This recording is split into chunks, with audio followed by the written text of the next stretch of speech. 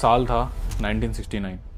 मुंबई के पवई इलाके में रहने वाले डीजीसीए के रिटायर्ड ऑफिसर पुष्कराज सबरवाल के घर एक बच्चे का जन्म होता है। नाम रखा जाता है सुमित सबरवाल। बच्चा धीरे धीरे बड़ा होता है। अपने पापा से इंस्पायर होकर आसमान में उड़ते हुए एरोप्लेन्स को देखकर उसको बहुत क्यूरियोसिटी होती थी कि क्या होता है उड़ने का एहसास। क्यूरियोसिटी बस सपना नहीं रहा। 1994 में सुमित ने एयरलाइंस ज्वाइन करी और देखते ही देखते ही becomes one of the most senior and experienced captain. उनके पास 8000 से ज़्यादा घंटों का एक्सपीरियंस था। 12 जून 2025 का दिन कुछ अलग था जब सुमित एयर इंडिया की फ़्लाइट 171 में थे और वह फ़्लाइट अहमदाबाद में क्रैश कर गई। हाँ, आज हम बात करने वाले हैं अहमदाबाद प्लेन क्रैश पर। An Air India plane crashed in Ahmedabad today. An Air India flight to London crashed We're getting shortly. information about a plane crash that has on happened. the Air India flight that crashed shortly What followed was a tragic plane crash that दिन 12 जून 2025 air India का plane 171 Ahmedabad international airport से London जा रहा था। उससे 12 घंटे पहले ही ये प्लेन पेरिस से दिल्ली आया था। फिर 11:16 पर ये प्लेन दिल्ली से अहमदाबाद आया। उस टाइम पर प्लेन में कुछ टेक्निकल खराबी आ रही थी। ना तो एंटरटेनमेंट सिस्टम काम कर रहा था और ना ही एसी काम कर रही थी। But this AC is not working. Look at everyone. The in-flight entertainment is. इस इंसिडेंट को कुछ यात्रियों ने सोशल मीडिया पे शेयर किया। 12:20 पर प्लेन में फिलिंग होती है। इसमें अराउंड 42 मिनट्स लगे। ये यूजुअल से थोड़े ज़्यादा थे, बट डीजीसी के अधिकारी ने बताया कि ऐसा जनरली हो जाता है। फिर 12:30 पर फ्लाइट क्रू बोर्डिंग गेट पर दिखते हैं। प्री फ्लाइट्स चेक होते हैं और विजिबिलिटी, हवा और वेदर कंडीशन सब ठीक था।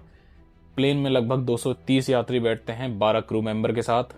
बोइंग 787 ये प्लेन 1:18 पर अपने पार्किंग बे 34 से रनवे की तरफ निकलता है और 1:38 पर ये प्लेन उड़ान भरता है और लगभग 625 फीट की ऊंचाई पर पहुंचने के बाद इसका इंजन नंबर 1, इंजन नंबर 2 दोनों में फ्यूल सप्लाई बंद हो जाती है। फ्यूल सप्लाई बंद होते ही प्लेन पावर और एल्टीट्यूड दोनों खोने लगता है। कॉकपिट वॉइस रिकॉर्डर में साफ सुनाई देता है कि एक पायलट दूसरे पायलट से कहता है कि तुमने फ्यूल कट ऑफ क्यों किया, जबकि दूसरा पायलट जवाब दे रहा है कि उसने ऐसा कुछ नहीं किया। दोनों पायलट प्लेन को बचाने की पूरी कोशिश करते हैं और अगले 4 सेकंड में फ्यूल पावर कटआउट को फ्यूलिंग की पोजीशन में डाला जाता है। और जो नई रिपोर्ट आई है उसके बेसिस पे दोनों इंजन पावर में आ रहे थे। अगर एक भी इंजन पावर में आ जाता तो प्लेन कहीं भी सेफली लैंड कर जाता, बट प्लेन के पास ना तो अल्टीट्यूड था और ना ही टाइम। अगर प्लेन 100 फीट की ऊंचाई पे और होता तो उसे थोड़ा टाइम शायद मिल सकता था। बट 1:39:05 पर पायलट एयर ट्रैफिक कंट्रोल को फोन करते हैं और कहते हैं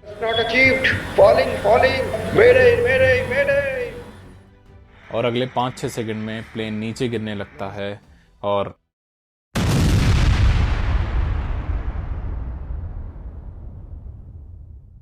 लगभग 34 सेकंड ये प्लेन हवा में रहने के बाद बीजे मेडिकल कॉलेज के एक हॉस्टल पे क्रैश करता है और लगभग 270 के करीब जाने plane जाती हैं। crash killed 260 people. And Here authorities is the say they've now recovered 270 bodies. Deadly from the plane site. crash in India. The official death toll now stands at 246. followed was a tragic 200 plane crash that killed 241 out of 242 on board and 19 people on the ground. पर विश्वास कुमार रमेश जो British citizen हैं वो जिंदा बचकर बाहर आते हैं और उन्होंने बताया कि प्लेन के जिस हिस्से में वो बैठे थे वो हिस्सा जमीन की तरफ गिरा था और उन्हें इमरजेंसी एग्जिट दिखाई दिया था जिससे वो बाहर आ पाए, लेकिन बाकी लोग बाहर नहीं आ पाए। दोस्तों, ये हादसा कोई भूलने वाला इंसिडेंट नहीं है।